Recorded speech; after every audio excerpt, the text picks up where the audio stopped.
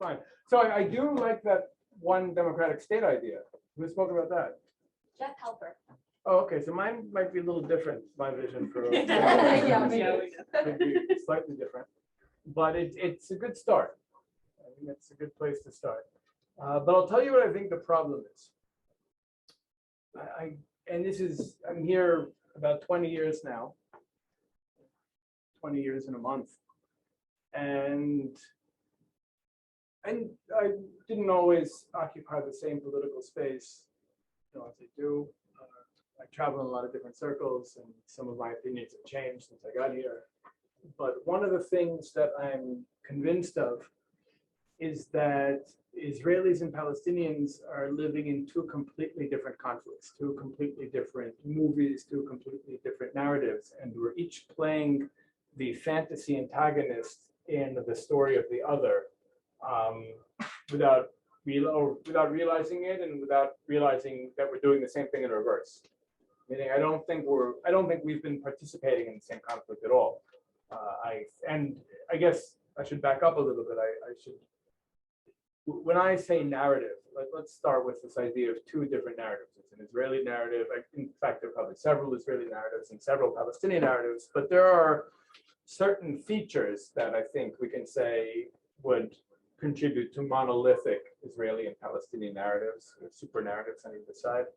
And I think what we're doing when we have a narrative is we're basically selectively choosing facts that are most often true, organizing them a certain way, and contextualizing them within an ideological worldview.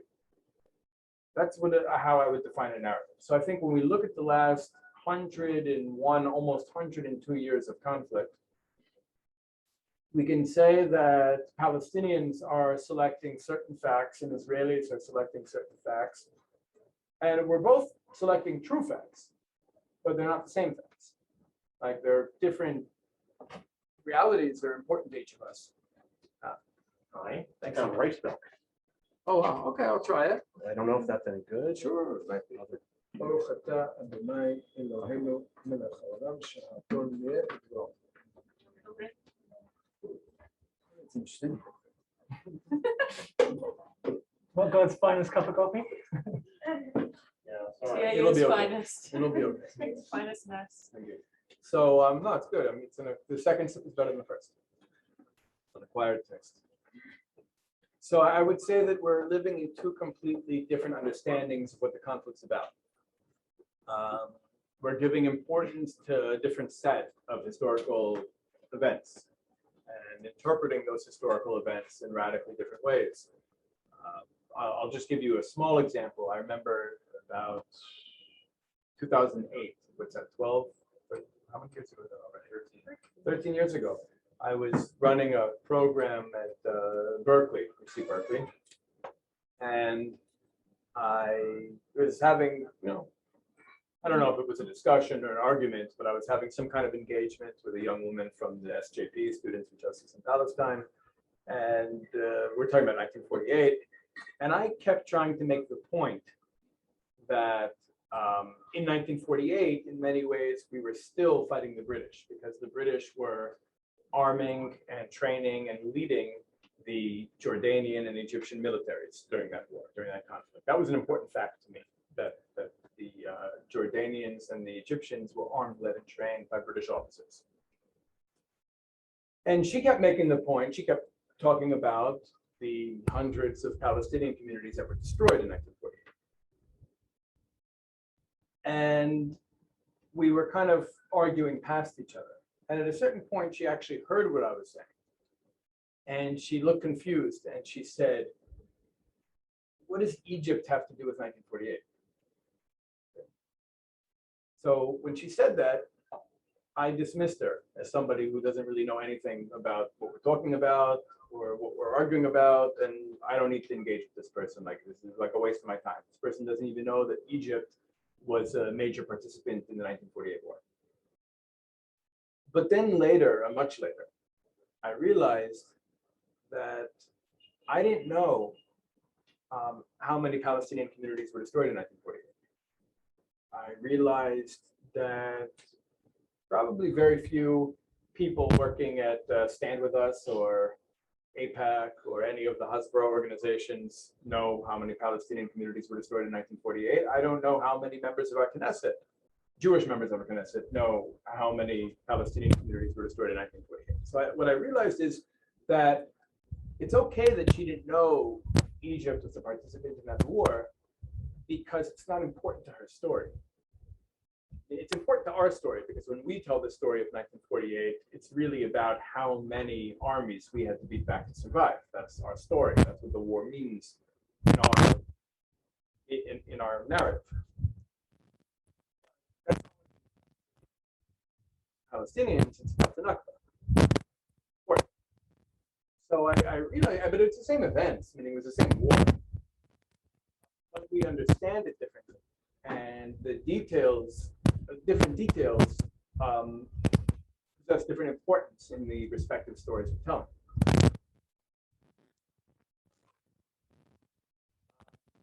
Around, I guess we can say 2009, 2010, I started more seriously learning Kabbalah. You guys know what Kabbalah, like the more what we call the secrets of Torah, which is also, in my opinion, where I think the authentic worldview of our ancestors can be found, like the way the ancient Hebrews looked at the world, the perspective we had, the lens through which we view the world, or what we can say like the ideology in a Gramscian sense. The ideology of the ancient Hebrews can be found more in the Kabbalistic literature. And one of the things that I learned through these studies was the difference between Western logic and Hebrew logic, or the difference between what we'll call dualistic Aristotelian logic versus paradoxical logic, where not just our Kabbalistic writings, but even our Talmud is full of examples of two ostensibly opposite positions, both being simultaneously true. All right, these are both correct. These are both true. And I think that's a more authentic Hebrew approach to logic. And I decided that maybe we should apply this to our conflict with Palestinians and to understand that it's not that one side is telling the truth and one side is lying. We are telling different stories, but both of those stories can be true. And both of those stories can fit into a larger truth that's actually more true as a result of being inclusive of both ostensibly rival truths. Okay? Like I would argue that there is, I'm not a postmodernist, I believe there is an absolute capital T truth. I just don't believe human beings are really programmed to be able to grasp that capital T truth. But we can spend our lives trying to move towards it, trying to come closer to divine truth. And practically, the way we come closer to divine truth is by being inclusive of other people's truths. Because the more inclusive we are of other people's truths, the closer we come to objective truth, I guess. We can call it that. So I think that it was also around this time that I started really engaging with Palestinians in a serious way and hearing their stories and trying to understand their identities and their experiences, not as they fit in to the Israeli story or the Zionist narrative, but as they're experiencing them and understanding them. And also trying to share my story as well. Like I want them also to understand me, of course. And I realized, when I started doing this work, my friends and I, we were regarded as not engaging in peace work, but engaging in what was called alternative peace work. And the reason why it was called alternative, there are three reasons, I guess, why it was called alternative. The first is that we refused to take money or any kind of material support from foreigners who have no real stake in the conflict. We're happy to take donations or support from Israeli Jews and Palestinians or diaspora Jews and Palestinians, but not from European governments, not from Christian evangelicals, not from anybody who might have their own agenda for what happens here, their own interests for where this goes. And we, of course, rejected, this is before it became fashionable to reject it, but we rejected the two-state paradigm. We completely rejected the idea of dividing this land into two states. So that was the first reason we were considered alternative. We reject the two-state paradigm, and we want to circumvent the international community and all of the different interested parties who try to control Israeli and Palestinian political trajectory with their money or weapons or whatever. The second reason why we were considered alternative is because we don't claim that reconciliation could be achieved through through inviting the westernized Israeli and Palestinian diplomats to come and meet and sign an American piece of paper. Like the only way to really end this conflict is to bring the quote unquote extremists to the table. Those who are fully living their people's aspirations and are willing to fight, kill, and die for what we believe to be important to our stories. So the quote unquote radicals, not the moderates. And the third reason we were considered alternative is because we don't think that peace can be achieved by forcing either side to compromise on what's fundamentally important to us. Like we can't, neither side can compromise and meet in the middle. The only way to really end this conflict is to create a reality that Israelis and Palestinians, or at least the Israelis and Palestinians most fully living their people's stories, can feel like this is victory, this is a happy ending. Like this is the realization of our deepest aspirations and the addressing of our grievances. And the only way to do that, the only way to create a solution that really is experienced as victory in both narratives and both stories, is to really understand both stories, to really try to understand what the core grievances and aspirations are I wouldn't even say in all of Palestinian society or all of Israeli society. I would actually focus more on the extremists on both sides, those who are driving the conflict, those who are ostensibly hardest to satisfy. And once you really understand the core aspirations of those groups, then you can try to create a democratic one-state reality that can actually be that, can be a happy ending, can be the fulfillment of what those groups are looking for. But that requires us to really unpack both narratives and create a bigger narrative that's inclusive enough to encompass both ostensibly rival narratives, right? And move from being the antagonists in each other's stories to being co-protagonists in the same story, in a bigger story that encompasses what's true of both. I think right now we're both telling the truth about ourselves. We're just getting it wrong when it comes to the other. Not because either side is even maliciously lying, although I think that happens too, but I think because we just don't know each other. Now the problem, the real problem, at least that I'm experiencing, the obstacle that I keep coming up against here, is that so many of us want to be ignorant of the other side. There is so much principled ignorance of the other side's story because there's so much fear that if his story is true, my story is less true on both sides. Even to the point where it's so common on the Israeli side to deny Palestinian identity, and it's so common on the Palestinian side to deny Jewish identity. I mean, they'll acknowledge a Jewish religion, but not a Jewish people, as we understand ourselves. So that's the obstacle, I think, at this point. And that's my challenge. My challenge is really trying to get people, mostly on my side, but also on the other side, to be courageous enough to engage with the identity and the narrative of the other without feeling one's own identity or narrative threatened. And that's not as easy as it sounds. I know it sounds very logical when I break it down, but there's a lot of, and it gets even more difficult when you're dealing with people who have very real pain and have suffered real loss in the conflict. Then it becomes even more challenging. Any questions? Yeah, go ahead. So your name again? I'm Sydney. Sydney. I'm a fan, by the way, of your podcast. Oh, thank you. Where are you from, Sydney? San Francisco. San Francisco. I'm curious, this like new narrative that you want to be like kind of a joint cooperative narrative that is inclusive of both sides. What do you see it looking like?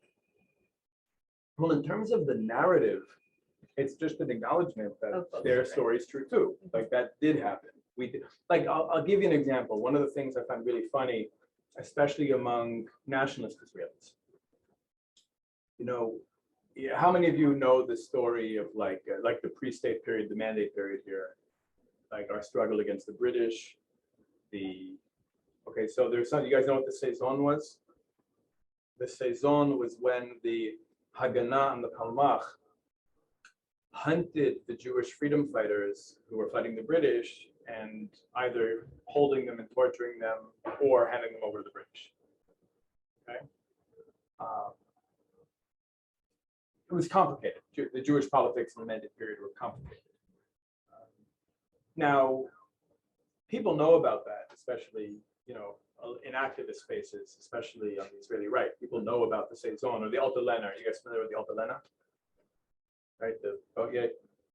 My great uncle is a Catholic, actually. What's his name? And Oh. So if we accept that people like David Ben Gurion and Yitzhak Rabin were capable of the Saison and the Alta Lena, why is it so hard for us to get that they're capable of the Nakba? Like, for me, it's what's called a kol v'chomer, right? Like, if they could do this to Jews, then of course they could do it to another people fighting the Jews. So it shouldn't shock us. It shouldn't threaten us. And I think it's also understandable. You know, a couple of years after getting out of Auschwitz, that was kind of the first fight we had, and we weren't. You know, I don't think you could have expected anything different from the Jews in 1948. We felt threatened, and we were tired of feeling threatened. But we can acknowledge that now, and we can acknowledge that you know was catastrophic for other people. And at this point, I'm really coming from the perspective that Zionism was a revolutionary movement that radically changed the situation of the Jewish people, but it finished. I'd say Zionism finished in 1967. And I don't think it's really addressing Zionism as an ideology doesn't really address the needs or struggles of the Jewish people today. And I think what we really need is a post-Zionist Jewish liberation movement. And it doesn't have to be one tendency. It could be multiple tendencies, just like in the Zionist era, there were labor Zionists and there were revisionist Zionists and cultural Zionists and religious Zionists in general, and it goes on and on. Like, we could have that again. But what we should, and maybe some of you guys can be partners in creating some of these new Jewish liberation tendencies. But what I think they should all share in common is a commitment to protecting Zionism's positive achievements while cleaning up its mess, addressing the flaws, acknowledging the pain we caused in other people, but not compromising on our own aspirations. Not, you know, the answer isn't, okay, so let's leave. Right? The answer is, well, how do we make this right? And I think part of the problem is just power. Jews haven't had power in almost 2,000 years, and we're not comfortable with it. We don't know what to do with it. And sometimes we overuse it, and sometimes we underuse it, and it's, you know, it's part of our own maturation process. We have to grow up.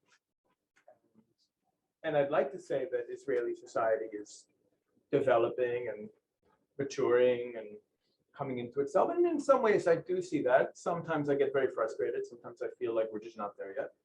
But, you know, we're growing. And I think that one thing that would be really helpful, one thing we never did, which most peoples, I think, should do when they achieve liberation, like what we should have done as soon as the British left, is had what we'll call a post-colonial conversation. We didn't do that. We just took down their flag and we put a Jewish flag on the British mandate. And we kind of like grandfathered in the British colonial system and we called it a Jewish state. And we made a few changes along the way. And maybe one could argue that we had no alternative. There was a war. There were all these countries that were attacking us. And what could we do? But now it's been over 70 years. And I think we still need to have that conversation. We need to have a conversation about what makes a nation state Jewish. What is it about a nation state that can be Jewish or not Jewish?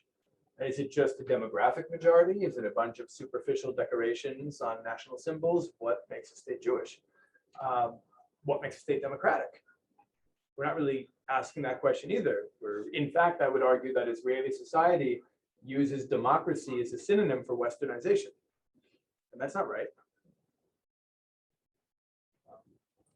So I think that we need to actually, it's not too late. I think we really do need to have those conversations. I think we do need to ask ourselves what it means to have a Jewish nation state in the 21st century, what that means for non-Jews living in that society, what that means in terms of our policies and institutions and the values and identity that kind of are manifested, and what's our vision for the rest of the world? Because I actually do believe that we came back to life after 2,000 years in order to do something of benefit to the rest of humanity. Like, I think that every time the people of Israel have had power in history, we've done something to make the world better. We've influenced human civilization in a positive way. And I don't see us really doing that now. I get there's some high-tech things and medical things and whatever, but really, like, I'm talking about like values. Like, I'm talking about, not being that country that's like, okay, if it's not apartheid, it's kind of similar to apartheid, but they make some great medical technology. Like, that's not what I'm interested in being. I'm interested in being the type of society that the rest of the world looks at and says, wow, they got something right. Like, wow, how can we make our society more like that? Right? And the problem is, I think, honestly, our political leadership, and I know this is Tel Aviv University, but also a lot of our academics and a lot of our Supreme Court justices and a lot of our journalists really do believe that Western civilization is superior to our civilization, that the values of the West are morally superior to the values of our ancestors. And there's a fear of actually unpacking what it might mean to have like a Jewish state in a real way, beyond like a European style nation state with like superficial Jewish decorations. But I think that's exactly the conversation we need to have. And I even would argue that the two-state paradigm, not from the American or the European perspective, but I think from the Israeli perspective, one of the values of the two-state paradigm was it allowed us to escape the question of Jewish versus democratic, or are they compatible? Like, we just said, okay, we don't need to figure that out. We're just going to cut away as much territory as possible that has non-Jews on it, and we'll artificially manufacture a demographic majority in the land we have left, and then we don't have to worry about these values coming into conflict. But history hasn't allowed that. The two-state solution didn't work.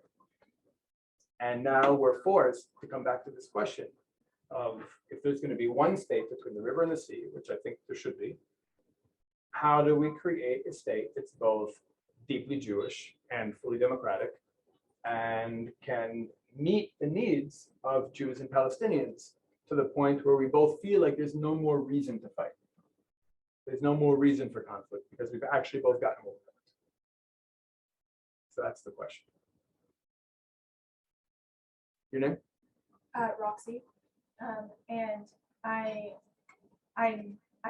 love that. I think what I'm struggling with is Jews who are so different, have so many different views amongst themselves. Like, I think having, like, for me, the first thing I think about is like what Jews want, or like what will always be debated, and when we can't make that decision first, how can we go forward and create a state without even coming to some conclusion?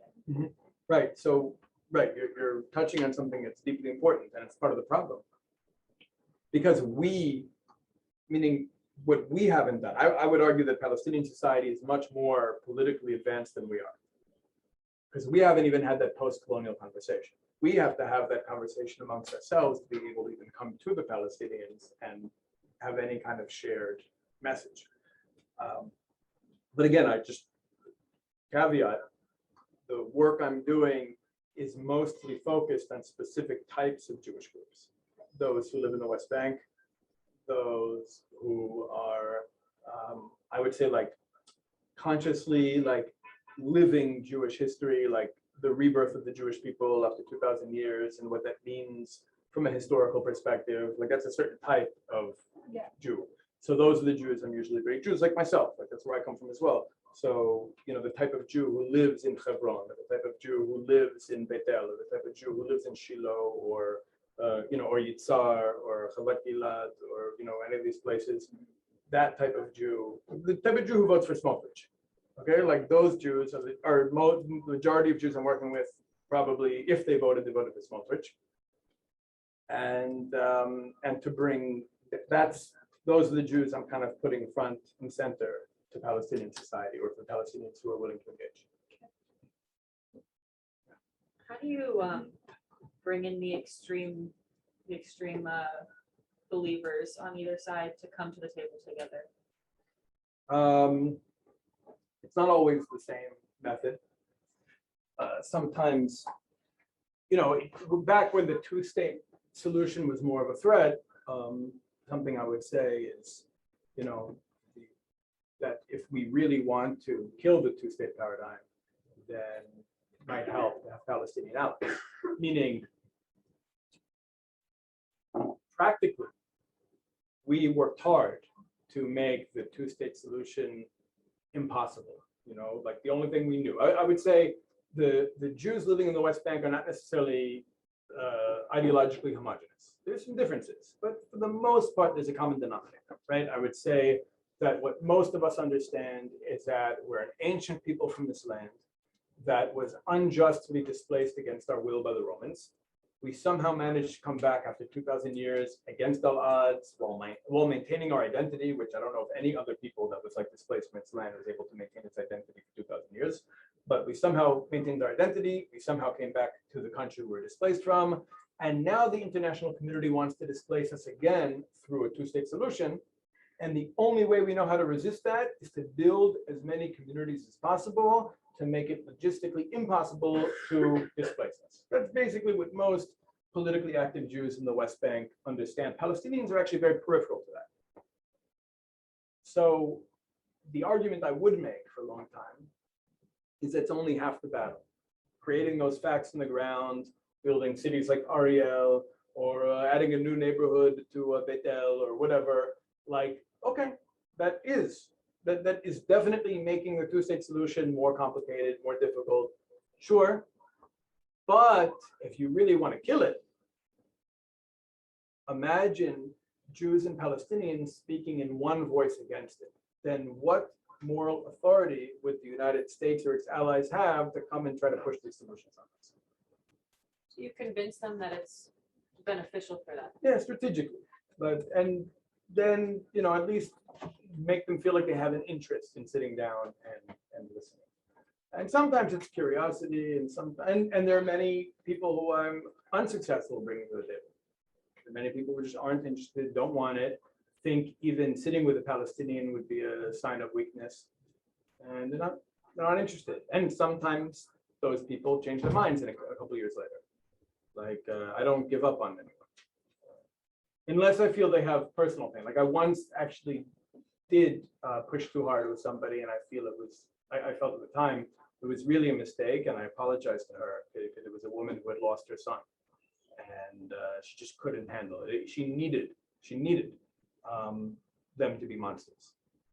You know, her son was, I think, 12 years old when he was killed, and it was and it happened to have been a pretty like brutal killing, and she could only deal with it this way. And for me to try and humanize Palestinians or suggest that maybe we're contributing something to this wasn't healthy for her. And so I felt terrible. I apologized to her the next day. I felt terrible about it. So some people I don't push too hard with, but there are some people who I do. And I think that there are other reasons why I think Zionism is unhelpful for us, though, because I think Zionism I would say, just like we can say Christianity was the ideological paradigm of feudalist Europe and liberalism is the ideology of capitalism, I would say that Zionism is the ideological paradigm of the state of Israel. Most of our political parties are Zionist parties, with the exception of the Palestinian parties, the Ḥaredi parties, and the religious Zionist party. I would actually say Smotrich's party is not a Zionist party, but I would say that from Meretz to Yamina, they're all Zionist parties. And I think Zionism as an ideological paradigm relates to the Jewish people as an object with a problem, as opposed to relating to the Jewish people as a subject with desires. And I think we're already at the point where we shouldn't be thinking of ourselves as an object with a problem, but rather as a subject with desires. And also, I think Zionism as an ideology requires the Jewish people to be an underdog.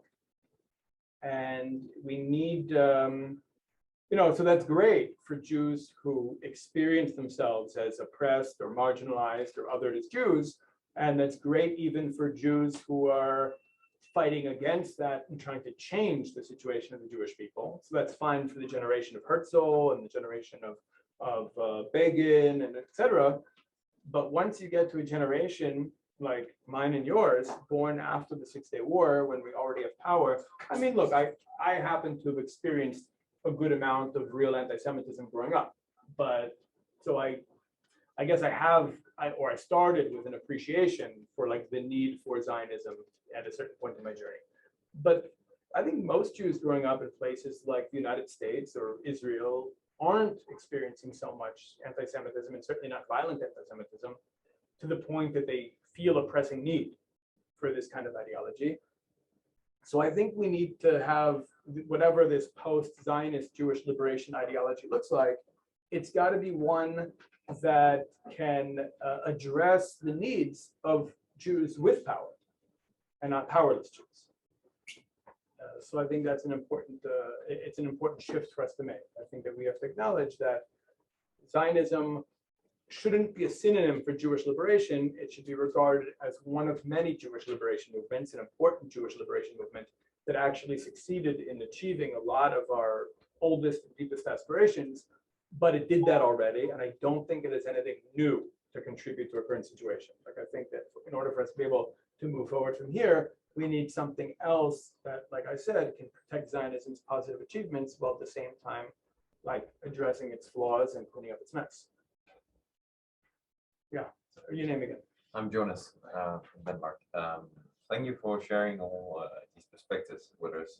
I'm wondering a bit about like your focus on the realistic proposals of dealing with these questions, because it seems to me that you're good at asking many good questions. Oh, thank you. And raising some usual methods to dealing with this for now, but I didn't really hear many like concrete proposals of how then to do it, because maybe it's nice to have this conversation about how to create a one state, and maybe it's nice to bring people together and make the cake bigger and let everyone have their narrative within one narrative. What kind of like realistic proposals do you see to deal with the refugee situation for the Palestinians, for the trauma of people, for all these things that are reasons why there's no solution that has come into place during the past many years? Right. So you're just to be clear, you're asking me what my vision for one state reality looks like, not necessarily the steps to get there. Yeah. Just some suggestions of how you could see a concrete proposal being implemented that would like deal with all these things that makes it So I'm impossible. not sure it comes in the form of a concrete proposal in the beginning, because I just don't know if that's how we work here, Israelis or Palestinians. But I think what I ultimately envision is one state, including Gaza, that is more deeply Jewish than the state is right now, but at the same time more softly Jewish. Meaning that right now the two of the fastest growing populations between the river and the sea are Ḥaredim and Palestinians. Right? I'm also one of it. My group is also one of the fastest growing. But let's just say Ḥaredim and Palestinians for now. Now, the state we have now is not Jewish enough for the Ḥaredi, and it's too Jewish for the Palestinians. Right? So, because it's essentially what we have is a European-style nation state with superficial Jewish decorations. Now, I would want to make the Jewish character deeper so every Ḥaredi child can see and experience the Jewishness of the policies and institutions of the country. Whereas it's so soft, and you don't have to use those words, and you don't have to make it obvious. So the average Palestinian, or even Jews who don't have much of a Jewish education, won't even know these are Jewish policies. They might just think they're good policies. Like one example I can give is a participatory democracy instead of a representative democracy. Like I think a participatory democracy is much more democratic in terms, and when I say democratic, for me, democracy means empowering people to be able to influence the structures they live under. For me, that's what democratic means. With voting, without voting, whatever. Like in the United States today, I don't think the United States is a democracy. I think it's a corporatocracy, meaning I think that every 4 years people get to vote, but they're voting for a candidate whose campaign is being funded by corporations. And once that candidate and his opponent is also being supported by the same corporations in most situations, and no matter which one wins, they're going to be much more beholden to the corporations who give them the money for their TV commercials and their billboards and their bus ads and whatever, than to the people who voted for them. And for 2 years, people go to sleep and assume they live in a democracy. I also happen to think that the issues that American politicians fight about very, very loudly are issues that take place in a very narrow space, meaning they only allow the conversation to go so wide, but everyone has to accept certain things, certain principles, and they can't argue outside of that. And so you have these very loud, very sensationalized fights between Republicans and Democrats about issues that get a lot of media attention, but at the end of the day, in terms of the policies that might impact the most people, whether it's raising the minimum wage or whatever, or tax cuts to big corporations, whatever, like those things continue. So I think that in a participatory democracy where every week people are getting together and discussing the issues that are most important to their lives and impact them the most, and sending a representative to either a higher meeting or to Knesset or however it's structured, and then being able to recall that person the following week if they don't do what the people at the meeting agreed should be done. I think that would be far more democratic than the system we have now. And if people want to just opt out and have a beer and watch TV, that's cool too. And if people, and what we'll probably end up with are two types of people involved in the system on a regular basis. Those with a vision for what the country should be, and those who feel there's a problem that needs to be fixed. Anybody who feels, I don't really have a vision for the country, but I just want to go bowling or whatever, or anybody who feels like everything is great, I'm doing great, kids are doing great, I don't want to waste my time at the meeting, I want to watch soccer, great. But for those who either have a vision for what the country should be or have a problem with the way things are now and want to change that, they will be at a weekly meeting having discussions that will trickle up and become policy. I think that is actually a very Jewish policy. A long time ago, our Knesset, actually, Anshe Knesset Agdolah, functioned according to that captains of tens model, and it's a much more democratic model. Now, Jews who have a deep, rich Jewish education might recognize such a system as a Jewish system, but Palestinians, and probably many Jews as well, might just think it's a more democratic system.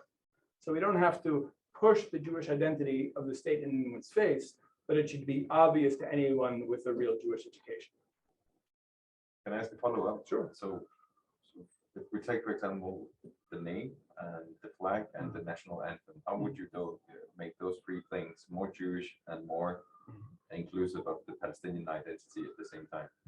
Well, I don't really have a problem using Palestine as a synonym for Israel. Like if I travel, to Canada and my Israeli passport, someone looks at my Israeli passport and says, "Oh, you're from Palestine." I don't feel offended by that. Palestine's just another name for my country. So I'm not really stuck on names. I happen to like Israel, and it could also be called Israel. In terms of the flag, I'm open to new ideas, but it would have to be one that also has represents our culture. I happen to like the flag the way it is now, but I'm open to conversations. In terms of the national anthem, I did come up with a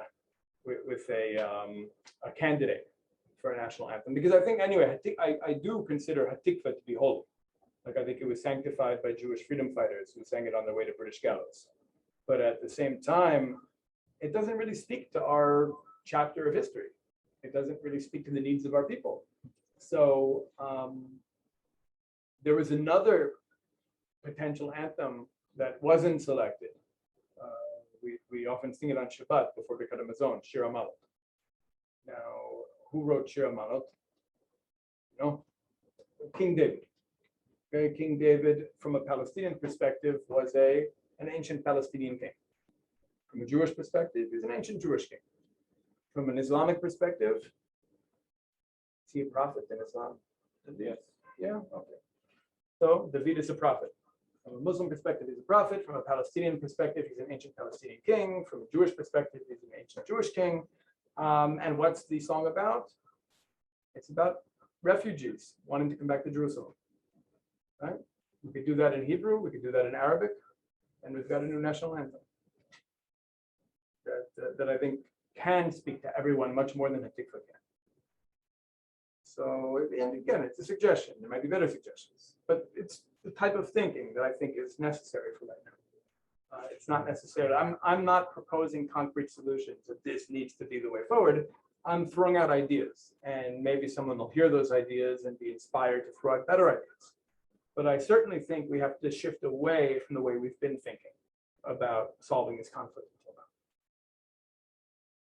Yeah, your name? Skyler, Skylar.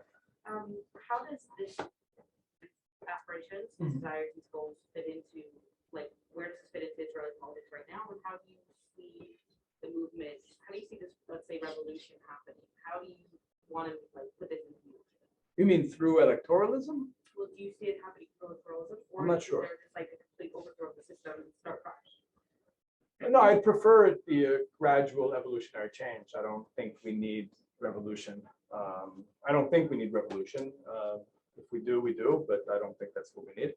I mean, anyway, Israeli society is moving in a certain direction just because of birth rates, demography. I don't mean Palestinian birth rates, I mean Ḥaredi birth rates. And I'll tell you a secret about Ḥaredim. Ḥaredim are the fastest growing population between the river and the sea. And I don't know how many of you have real experience with the Ḥaredi community, but I actually served in an army unit that was created for them. When Ḥaredim enter society, they actually become something else. Okay? They become kahanistim. You guys know what kahanistim are? Have you heard that word before? Kahanistim? No? Okay. One. How would you define kahanistim? I don't think of the term. Oh, well, there was a rabbi named Meir Kahana who was a Knesset member and was then banned. His party was banned from Knesset. It was a racist party and wasn't allowed to run. And then he was assassinated in 1990 in New York. He had a platform that dealt with a whole lot of different types of issues. Definitely what we'd call ultra-nationalist. And when it comes to Palestinians, he said they should be removed, thrown out of the country, expelled from the country. Now, it doesn't mean that the Ḥaredim are going to go there. It doesn't mean the Ḥaredim are going to adopt the Zionist position on Palestinians, because he was formulating that position at a time and based on an assumption that the Palestinians are the enemy. Now the problem, keep in mind, the problem is all of Israeli society, or most of Israeli society, tend to regard Palestinians as unwanted foreigners who are just in the way of what we want. Right? That's, I think, whether it's Meretz, whether it's Yesh Atid, whether it's Yamina, I think most of Israeli society are looking at Palestinians this way, and they've all come to different conclusions about how to handle it. Some have opted for a two-state solution. Some have opted for transfer. They've all come to different conclusions. But I think what seems to be shared is this perspective of Palestinians as the enemy. They're the enemy. We wish they weren't here. So I think that all of Israeli society, from the Ḥaredim, from the Kahanistim, all the way to the Meretz voters, need to change the role Palestinians play in our story, just as we need to change the role we play in the Palestinian story. But if Ḥaredim are becoming Kahanistim, because I would say Kahanism as an ideology is what you get when you combine Ḥaredi Torah with nationalism. Okay, that's what, and actually that's true for Rabbi Meir Kahana. Like he had a Ḥaredi education. He went to Ḥaredi yeshivot, and he also was brought up in like the Jabotinsky revisionist Zionist, like Beitar youth movement, and combining those two things, combining the Torah of the Ḥaredim and the nationalism of Jabotinsky, you get Kahanism. So I think that as the Ḥaredim enter Israeli society and become more Zionists themselves, start to buy into Zionism, and some of them will have a deep nationalism and some of them will have a shallow nationalism, but I think the engagement with the engagement of the Ḥaredi Torah with Jewish nationalism will result in Kahanism. And that means that there is a clock. That means that we need to change the way the Jews and Palestinians relate to each other, experience each other, before the Ḥaredim become the majority of society and have the defense ministry. Because if the Ḥaredim come to power before we change the way we and the Palestinians experience each other, it will likely result in a bloodbath. You have a follow-up question? I wanted to mention that I remember where I learned about Kahanistim, and that's because they were talking about it in a podcast about how they were kind of banned a long time ago for being super racist, and then only recently they wanted to run again, and they almost let them. Bibi wanted to let them because They did. They're in. The No, they- Zionist party's in right now. Otzma. It's In? called Otzma. Yeah, it's in the part Knesset. of the opposition. Yeah, it's in the opposition.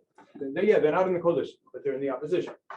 But I don't think that's where the threat comes from, because if But you go, it shows that there's a building of the threat. yes, but if you go to their demonstrations, like if you ever look even on the news, if you watch on the news a Kahanist demonstration in Jerusalem, it's not going to be young national religious people there. It's going to be young Ḥaredim there, meaning like the people who attend these demonstrations are coming from the Ḥaredi community. They're the ones who are really connecting to this. And it's forcing the Ḥaredi politicians to adopt more nationalist positions on different issues. But I think that ultimately when that, when the Ḥaredim who are now in high school become voters, it's not so far away. And those who are in elementary school become voters, I think they're going to have a much stronger nationalism. And it's not going to be a nuanced nationalism or a dialectical nationalism like you find with the students of Rav Kook. It's going to be like very black and white. And so I think there's a little bit of a clock in terms of reconciliation work. Yeah. Oh, somebody who hasn't asked it, I'm sorry. No problem. What's your name? Mandeep. Again, I like a lot of these ideas, but I think when we're talking about these ideas, do you think constitution plays a role, since Israel doesn't really have a written one, and we are solely talking about evolving as a society, your idea, and when you have a proper written guideline and you have a constitution, be it deeply Jewish or soft Jewish and all of these ideas, then you have to, all the politicians and the civil society has to really grapple with them, because then you are writing and preserving it for a long time at least, and certain parts can certainly not be amended in any constitution. So do you think that that can be one of the solutions? It's to, because coming to the extremes again, I don't think so it is possible as long as certain politicians who are part continue to stay on their ideology. So I think that might be a really big problem, because as you said, the post-colonial question, or a lot of these questions when a nation is born, they are grappled in a constituent assembly over a decade or more, and some countries manage to preserve that constitution and some don't over the year. It's just a forgotten document, but I think that can be one of the dimensions. Yeah, so I think that right now we're just in too much of a transition phase to seriously talk about a constitution. It's both too late and too early. I just think this is the wrong time to talk about a constitution because if they were to try, like if this current government, for example, the Bennett-Lapid government, were to try to create a constitution now, I think it would be perceived as a response to the threat of changes in Israeli society and trying to preserve the rule of the westernized ruling class. Because right now, if you look at this government, honestly, like Devar, you guys familiar with Devar? It used to be a newspaper, now it's just a website. But they had after this most recent, we had like 4 elections, but after this most recent, and by the way, the fact that we had 4 elections in a couple of years is proof enough that this system, the political system that we inherited from the British, doesn't really fit our culture and needs to be adjusted. In India, there's a similar, it's not so different, but one of the things that I saw after the most recent election in Devar is they broke down how Israelis voted according to class. And we saw that the wealthiest sliver of Israeli society voted for Benny Gantz and Yair Lapid. The second wealthiest sliver of Israeli society voted for Meretz and Avoda, for Horowitz and Michaeli. And among people with kippot, the more affluent voted for Bennett and the less for Smotrich. At the bottom was Shas and Ram. Actually, the wealthier Palestinian Israelis voted for the joint list. So with the exception of Ram, this is a plutocracy. Meaning this is a government made up of the parties that were voted for by the wealthiest Israelis and managed to stitch together some kind of whatever, artificial, whatever you want to call it, coalition with Ram, right? And so if a government like that just represents the westernized ruling class were to try to make a constitution, I think a lot of Israelis, especially those who are having the most kids, would object and say, wait a minute, like, why now? Why not in 10 years when we have more power, or in 20 years when we have more power? So I think that it would be perceived as the sectors of society that are getting weaker and losing their grip on power, trying to artificially hold on to power.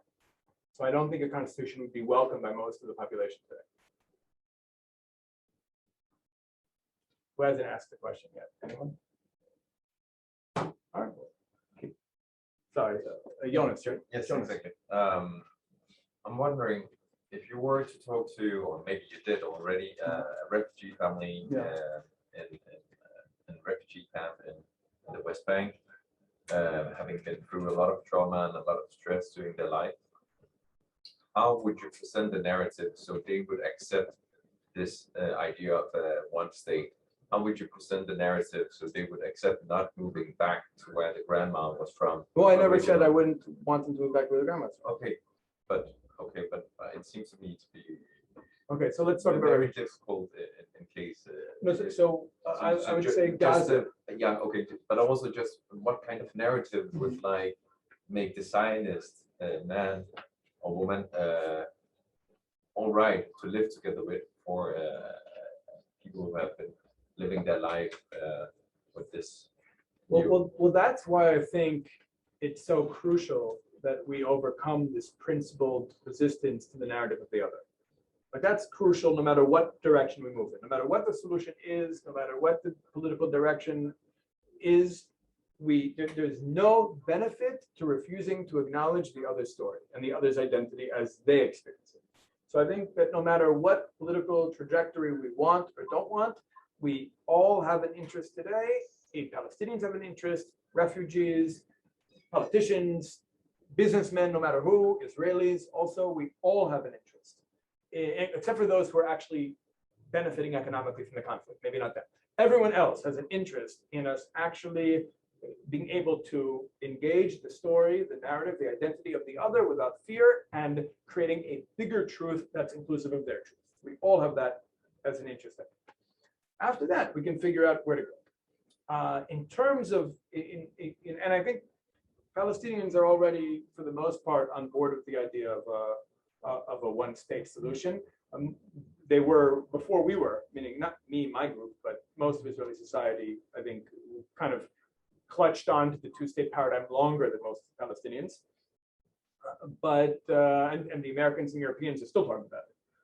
But I would say that the problem you raised about how can the Zionists be okay with the Palestinian now moving back to Haifa or moving back to Yaffo or moving back to Beersheba or Lod or wherever, that I think is part of this work of understanding what the other has experienced and even understanding what I might have contributed to what he's experienced. Like we have to be able to have those difficult conversations. We have to be able to challenge ourselves. We have to be able to acknowledge, even though we want to change the role we play in their story and change the role they play in our story, we have to also acknowledge the role we do play and why we play that role, how we came to play that role. Meaning it's not a total lie. They might, I sometimes lead a dual narrative tours of Hebron. And to me, I do half the tour and a Palestinian guide does half the tour. And it's mostly people coming from countries like yours or Germany or Poland or Italy. And one thing I say to them is, don't let me tell you why a Palestinian does what he does or wants what he wants or says what he says. That's the Palestinian guide is the address for those questions.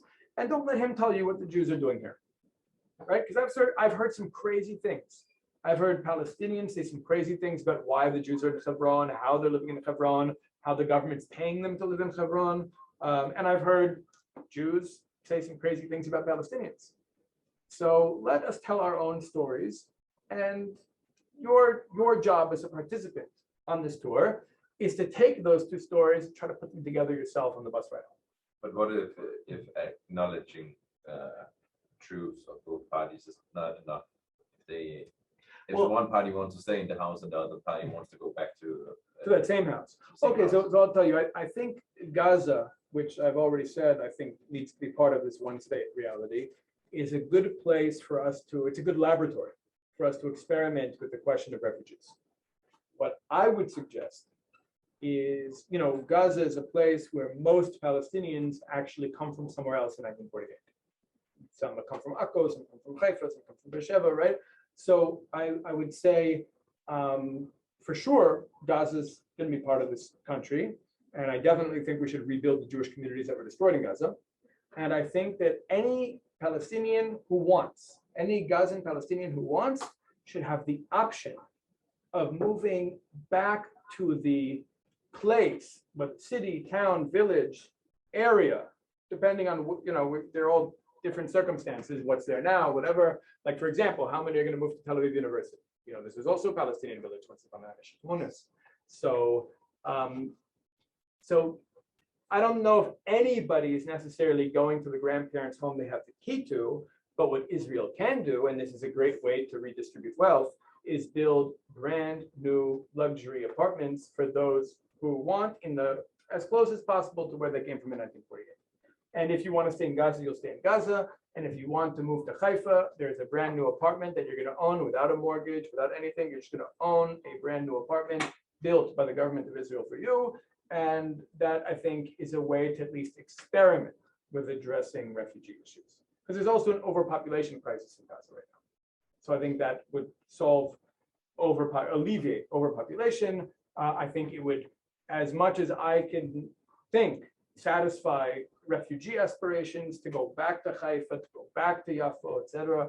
And it would also redistribute wealth so that suddenly those Palestinians now living in Haifa will be starting as homeowners their new lives, which is huge. That's how you build wealth. A big part of whenever I talk with my friends about kind of options and solutions, like a big thing that comes up is how there's a lack of incentive for Israelis who, by allowing, refugees to come back, or like by changing the status quo at all, are like, there's no incentive to really change it because it puts their lives more in danger, Mhm. which, obviously I would like there to be change. I don't think status quo is sustainable, but like on a traumatized people, like, and both sides of course, but like when I talk with like Right, Israelis, no. that's a big thing. Is that We have to acknowledge that. So most Israelis, Palestinians are just those people who've been trying to kill us for 101 years. so? What's the incentive to make any change in the current society? I mean, I hope there'd be more incentive once people have a better idea of what the other side has experienced. I mean, that's the whole, I mean, now it's not such a crazy idea. They've made, I never saw it, but I know they made this, I think a Broadway show, maybe a movie, Wicked, about the Wizard of Oz story from the witch's perspective, right? It's not crazy to like entertain the idea that like the story is different from a different perspective. And I think that that's an idea that's actually has its roots in like the Jewish worldview. Like that's how we like, one of the reasons, I don't know if you guys know that roughly 2,100 years ago, there was Hillel and Shammai, right? And the halacha goes according to Hillel and not Shammai. The reason our sages give for the halacha going according to Hillel and not Shammai is simply because, not because Hillel was smarter or wiser, it's when Hillel gave his argument, he would start by expressing the argument of Shammai, so it's clear he understood it, he can see it, he can engage with it, and then give his own. And Shammai just gave his own, right? Because Hillel was able to see the situation from the perspective of the opponent, that made his truth more true. And we follow his truth as a result of that. So I think it's a deeply Jewish value to be able to understand the truth of the other without losing our own. Meaning, I think the fear that many of us have is we're going to lose our own truth. Like I hear this term being used a lot, narrative warfare. It's our narrative versus their narrative. There's no narrative warfare. Their story is true. Our story is true. There might be things that are not true in both. Usually, what we're saying about the other, but what we say about ourselves, I think, is correct. So let's just create a bigger story that's inclusive of both narratives. So that answers, I think, for the Ḥaredi, how they can settle to make change. But I have a lot of trouble with like people who are also like not like, that's great, but I can't use that as a reason for my friend who is serving in the army to, all of a sudden change their perspective on the narrative because of a Jewish, like, who isn't that, like, is that a? Well, I'll tell you, there's another angle to this. I think a problem, and maybe this is a Zionist problem, or maybe this is a problem of Jewish trauma or Jewish exile for 2,000 years. But I think a lot of Israelis and pro-Israel diaspora Jews tend to think of this as we are the lambs and they are the wolves. And because we are lambs and they are wolves, we need checkpoints and walls and military restrictions to protect ourselves from the wolves. Maybe I'm able to approach this differently because I think I'm a wolf, and I don't care if they're lambs or wolves. I'm a wolf, and my teeth are sharper than theirs. And if more Israelis were to think like that, then I think honestly, if there are people I'm in conflict with, I want them to be scared to fight me, but I also want them to believe they have no reason to want to fight me. I don't want them to feel like I don't need to oppress them. I don't need to ruin their lives. I don't need to make them feel a desire to challenge me or to fight me. I want them to be fine with me, but I also, the way the world works right now, we're living in a world of social Darwinism. Yeah, people should be afraid to fight me. And I think that mentality shift, Israelis need that, because believe me, the Palestinians already see us as wolves. It's not like they see us as lambs. Like, we see ourselves as lambs, and that's the problem. And I think and you know who doesn't? The Hilltop Youth, and the Jews in Yitzhar, and the Jews in Bat Ayin, and the Jews in Hebron, who don't put fences around, and if Palestinians attack them, they attack right back, and sometimes they even initiate. Like, they think they're wolves. And that's why, for many years, I've been trying to bring those Jews to the table, because they're totally confident in their identity, and they're not coming as objects of the problem, and they don't need to be the underdog, and they think of themselves as just as dangerous as the Palestinian on the other side. And now we can sit down and talk. And I think that and by the way, I think there's like a very, look, at the end of the day, one of the flaws of Zionism is that it used a lot of colonialist methodology, a lot of colonial tools. like on the one hand, we can say we're indigenous in that we're from here and we, our culture developed here, our identity, like we were expelled from here. But like in terms of the current power relations, what does it matter if we say we're indigenous? Like we came back here, we're unique in history. We're the only example I could think of an ancient people that was destroyed, yet somehow maintained its identity and then came back to life using the tools of colonialism. So you could look at the Zionist movement as a colonial project, or you could look at the Zionist movement as an indigenous people's liberation movement, and both are true because we're different, we're unique in history.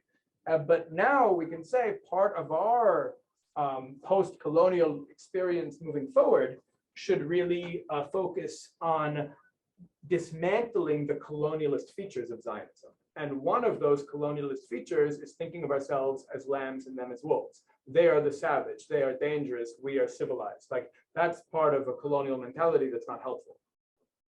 Yeah. I think one of the biggest aspects of the Jewish narrative is that for thousands of years, we've been living in other people's lands, we've been the minority, we've been oppressed, we've been, traumatized, persecuted. We need the state of Israel and we need the Jewish majority in order to be safe and in order to maintain our self-determination. How does understanding the narrative and the idea of progressing into a more integrative society grapple with that? How do they? Well, again, personally, I think that one of the reasons I like participatory democracy is because it makes demography much less relevant. I also think that demography, it's honestly like a little bit uncomfortable to even like get into the discussion about like how many of which babies are being born. It feels uncomfortable a little bit. And it's weird. It for some reason only became legitimized in this context because it was an argument for the two-state solution.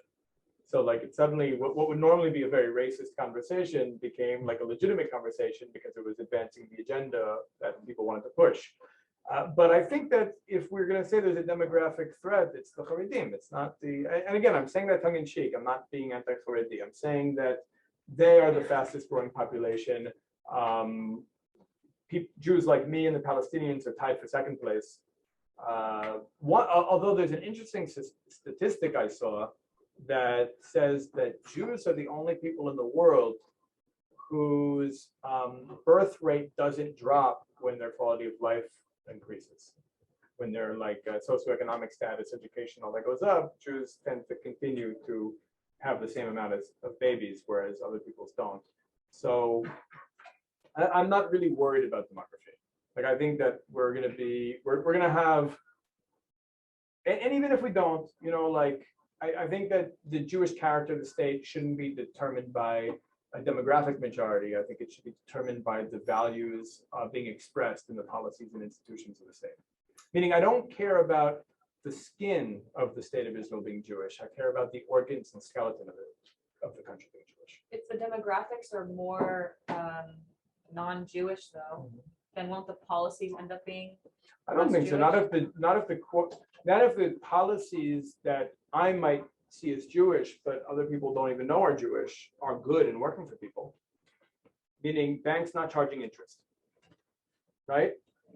Like if banks aren't charging interest, if people's debts are wiped out every 7 years, we're in a Shemitah year now, right? Every 7 years, people in minus, boom, it's wiped out, right? If that were actually happening, who's complaining? There could be Maybe there shouldn't be private banks. Maybe the banks should be nationalized, right? Maybe our weapons companies shouldn't be selling to human rights violators all over the world. I mean, there are a lot of, the problem is a lot of the status quo benefits certain people, and there are conversations that people have been made to fear.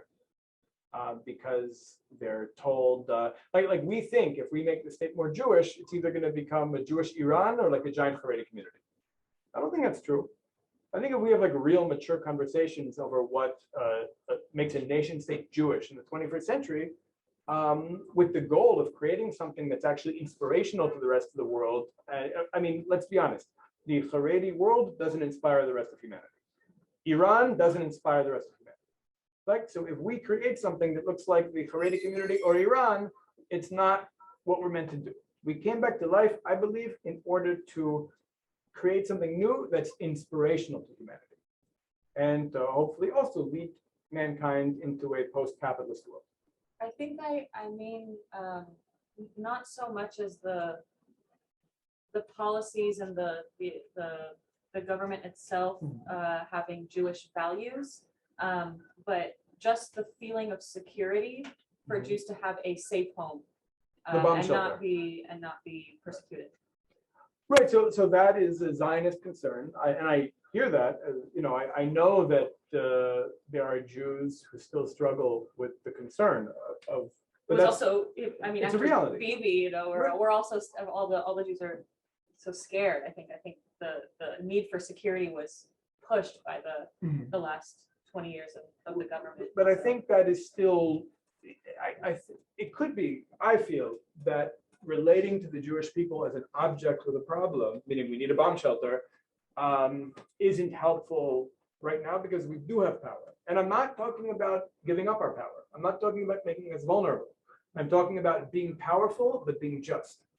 Like, I don't think we have a right to this land. I think we have an obligation to this land. We have a responsibility to the land and every human being in it. Meaning, I want there to be justice in Jenin. I want there to be justice in Khan Yunis. I want there to be justice in Nitzrat. And the only way I can ensure that there's justice there is by having power there. And I think that absolutely every Palestinian should have the same healthcare that Jews have and the same salaries, meaning like a bus driver in Ramallah shouldn't be making less than what a bus driver in Tel Aviv is making. Meaning, like, and Israel should be, you know, there shouldn't be a Palestinian Authority. There should just be one government and responsible for all bus drivers and all teachers and all hospital workers, all civil servants, and, you know, police, etc. And I think that by doing that, by changing the reality on the ground and changing the role we play in the story of the other, we're actually going to it'll be dialectical, meaning it'll be like we're going to transform each other and transform ourselves as we progress. Right now, it makes sense that there will be apprehension and opposition. That's why I say the first step is at least understanding. With no commitment, we don't have to agree with any policies. We don't have to accept. The only thing I really ask of people at this point is to try to understand I ask of Jews two things. Right? The first is what I ask of everybody: try to understand the story and experiences and identity of the other as they understand it, with not just not just the character they play in your story. And the additional thing I ask of Jews is, what are the goals of Jewish history? Like, what's already been achieved? What remains to be accomplished? What are the obstacles standing in our way? And what can you do to be a character in this chapter of Jewish history and smashing those obstacles? Like, what are because that's something we haven't defined either. We haven't defined what are now that we have a state, now that we have an army, now that we have an economy, now that we have everything that we have, what are we doing with it? What did the Jewish people come back to life for? Just to have a bomb shelter? How are we going to impact human civilization now that we've come back to life? Right? And so, and that's I think the transition between narrow Jewish nationalism to Hebrew universalism. And that's, I think, where we need to transition to right now. We need to stop thinking about ourselves as stop thinking on defense and start thinking on offense. But it's hard to do it when we haven't figured out the whole thing with the Palestinians. What do you think you ask of the Palestinians? Understand our stories, we understand it. Understand our identities, we understand it. Understand why we, in our own mind, from our perspective, have been doing all the things we've been doing. I think we need to build trust, but I honestly think that because we have the power, we have to make the first moves towards building trust. But I think ultimately reciprocity is going to be crucial. Like, it can't be that Israel is just making move after move after move to build trust, and and Palestinians don't reciprocate. Like, I think we need to make first of all, we have to decide who we're talking. We have to decide for ourselves who we want to talk to on the other side. Is it going to be Mahmoud Abbas? Is it going to be somebody else? And so we have to think about who is the organic leadership of Palestinian society, not American imposed, not Israeli imposed, but who do Palestinians themselves see as their own organic leaders? In some places that might be easy. In more traditional communities like Hebron, you can say, well, we'll take the head of the Abu Sneinek clan and the head of the Jabri clan. Okay, that's good for Hebron. But what about Ramallah? What about other places? Like, we have to really figure out, well, who are we speaking to? Who actually represents their people? And out of those people who really represent their people, who's capable of being able to see our reality and without giving up his reality? Like these are all complicated, but I think the first step is really just being able to recognize and acknowledge that there is a story on the other side, and they're not just the cartoonish villain in my story. What would you say about what I would call a failure part of mixed cities and integrating both communities? Like they're mixed cities, but they're not mixed at all. Okay. Would that happen in this ideal world? Would that happen? Would we all come together just to find ourselves separate again? Well, first of all, that's a great question. No, because it really hits at what I think is part of the core of our problem is we're either accepting or rejecting Western models of coexistence, equality, etc., without thinking, well, wait a minute. What I don't think we want, what I don't want, and I don't think Palestinians want, is for us just to like merge into one identity. We're all marrying each other and diluting our identities. I think Israelis and Palestinians are connected to our identities. And I think what we saw, like my big takeaway, or not my takeaway because I knew this before, but I think what I hope was a lot of people's takeaway from the violence of last spring and what happened in cities like Lod, for example, is that we can talk as much as we want about Israeli Arabs, right? But at the end of the day, I think, in my experience, most self-identify as Palestinians. And most Israelis, when they hear the word Israeli, they think B'nai Israel. They think the children of Israel. Like most Israelis don't look at Israeli Arabs as actually Israelis like that. They look at them as the other. So the question is, can we create a model of identity, of like being the other without it being like we're losing our identity as Israel? Meaning, is there such a, like in ancient Israel, for example, we had the Kenim. The Kenim were our allies. They lived in this country. In fact, I don't know if anybody here has ever met a woman named Yael. But Yael was a Gentile woman who was one of the Kenim. She lived in our country. She was an ally to the Jewish people. She was part of a group that was an ally of ours. And she became, in the fourth chapter of the book of Judges, she became a hero of Jewish history. A non-Jew who became a hero of Jewish history to the point that 3,000 years later, we're still naming our daughters Yael. Okay? So there should be a model of identity for somebody who's not us, but is an ally to us, maybe like the Drusim, right? Like not us, but they're an ally, and they have the same rights that we have in society, and the same municipal funding, and the same education opportunities, and the same healthcare and political everything. But we know, like, we're this and you're that, and we're friends. And I think that exists throughout the region, by the way.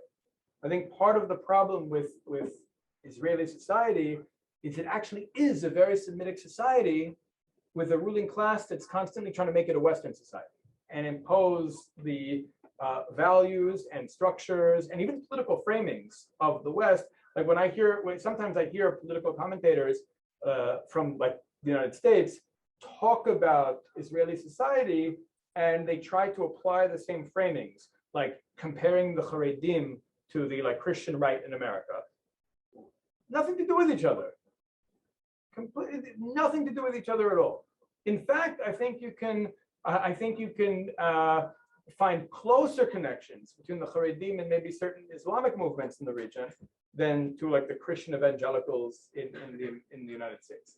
So I think it's just like the framings of foreign, political framing structures, like just imposing that on Israeli society is not helpful. You have to look at it as it is. I think it's a very tribalist society. I think you could look at the political groups as different tribes. It's not a linear left-right spectrum. I think there are a lot of groups that exist outside of that spectrum. In fact, I think the only part of the Israeli political spectrum that can be fit onto a linear, like Western model are the Zionist parties. So like a little more than 50% of our Knesset, let's say, or whatever. But I think that there are many and growing. Most the groups in Israeli society that are having the most kids and growing are the ones that exist outside of that Zionist framework and don't fit into the linear political spectrum.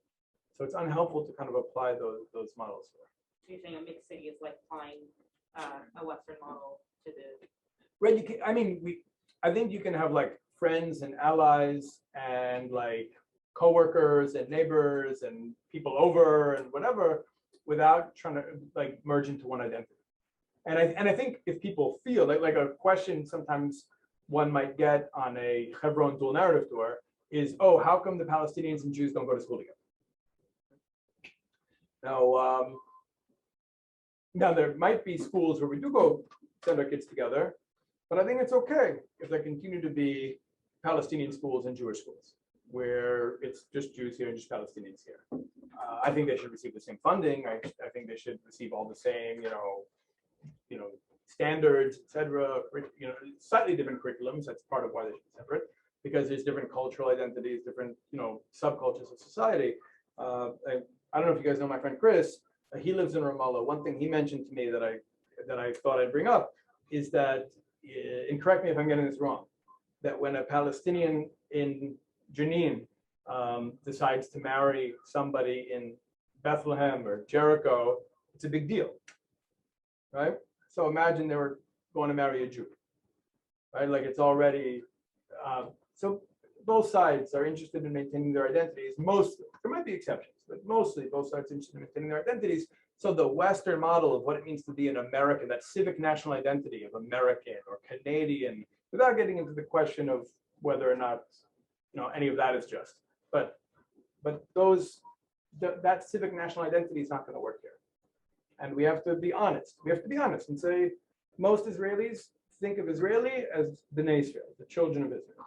Most what we call Israeli Arabs think of themselves as Palestinians. Like, let's be honest about our identities and honest about how we experience each other, and then we can move forward.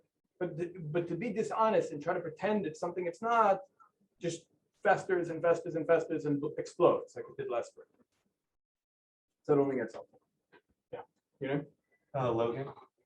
So you've spoken a lot, it seems to me, about the importance of, in this new reality that you're envisioning, having Jewish values and Jewish ideas and institutions be at the core, or have a core place. And my question is, like, what makes an idea or a value or whatever Jewish? Is it that a Jew came up with the idea? Is it like, Einstein's theory of relativity Jewish because? Oh, maybe that's a deep question. Maybe. Or is there some more like religious? Right. It's funny you asked that, because I do relate to Marxism as tainted prophecy. Like I think that we are only able to get prophecy in this country. Outside of this country, we're not able to receive prophecy unless it's for the sake of the country. So Marx, I think, might have been tapped into a prophetic channel, but because he was outside the land of Israel, it got a little bit polluted, a little tainted, but can be fixed. So what makes an idea Jewish? What makes a value Jewish? Well, that's a big anthropological question. Meaning, when you're talking about a civilization that's almost 4,000 years old, what is? It's pretty broad. But I think there's certain. I think we have an identity and a mission that our prophets and sages and ancestors were loyal to, that got disrupted when the Romans destroyed our civilization. And I think we need to, the term we use for that is tikkun olam, but that's a lot to unpack. It means fixing the world, correcting the world. And to do that, to fix the world, to correct the world, we need to exist as a solid, not as a gas. When we're in exile, we exist as a guest. When we're in our own land with political independence, we're a solid. So we need to be a solid to be able to, fulfill our historic mission. So I would say that Jewish values are those that are conducive to us being able to fulfill our historic mission. That might be the best way of putting it. And you can see what are the values. I mean, like for example, I think a good example is selling weapons to human rights violations. Like we, unfortunately, right now, Israeli weapons companies are selling weapons to human rights violations in the Philippines, in Cameroon, in South Sudan, in Ethiopia,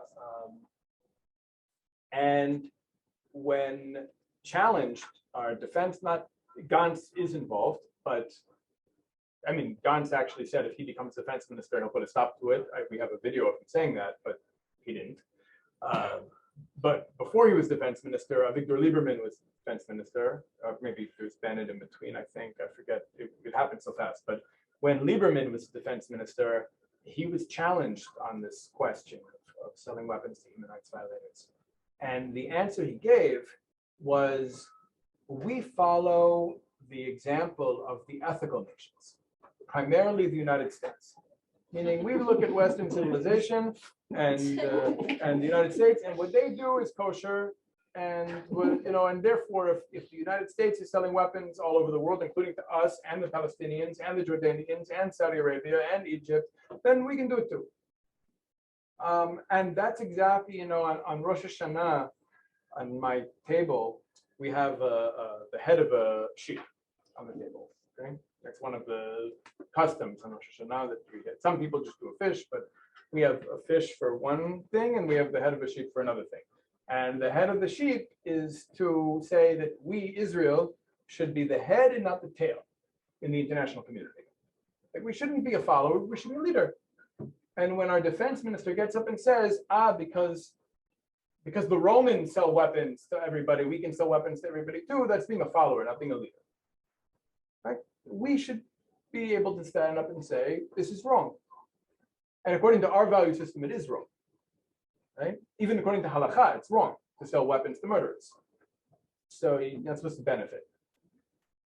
So I think that part of it is just not having this, I mentioned before that a lot of the decision makers in Israeli society, a lot of our ruling class really experience an inferiority complex. They really believe that the values of Western civilization are morally superior to the values of our people.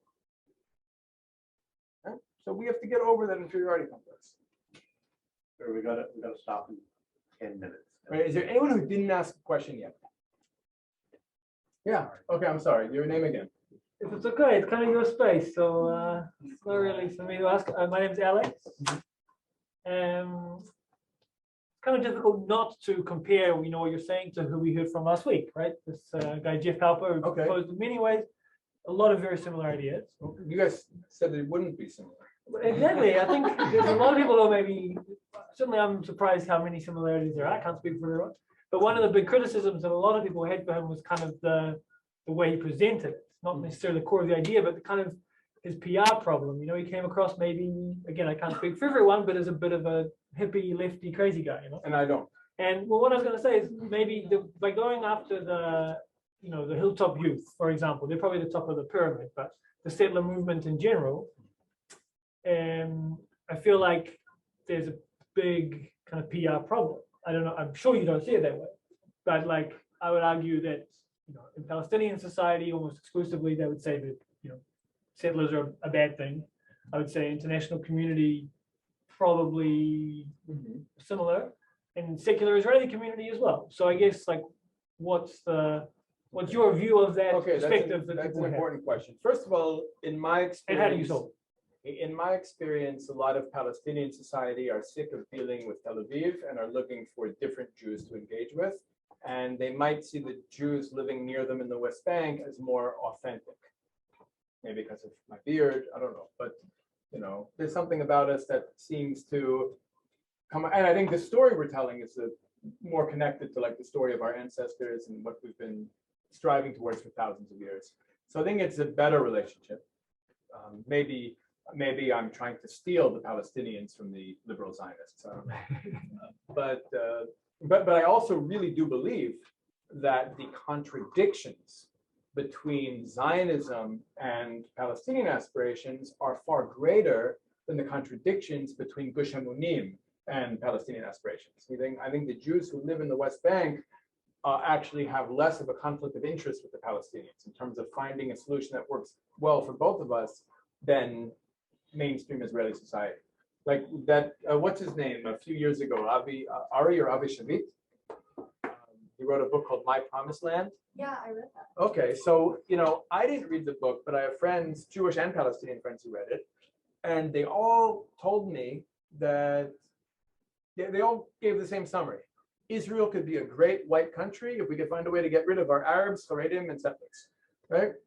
Okay, so and I imagine that in the future there'll be parts of the state of Israel that will satisfy those type of people, but those groups he wants to get rid of are the groups that are having the most kids.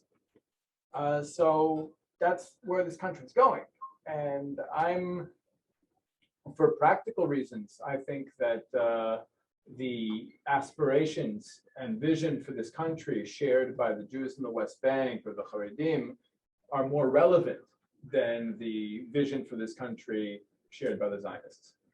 Like, I just think it's, and again, it's definitely easier to square with Palestinian aspirations. It requires us to go deeper. But I'm not trying, I don't want to make Zionists feel bad. Like, I don't want to make them feel like they don't have a place or they won't be secure in whatever vision I have for this country. I think that, North Tel Aviv could still be North Tel Aviv or whatever, but, or they could learn to, live with the other in a more equitable way. But I also think that if we really are going to have some kind of redistribution of wealth and resources in order to level,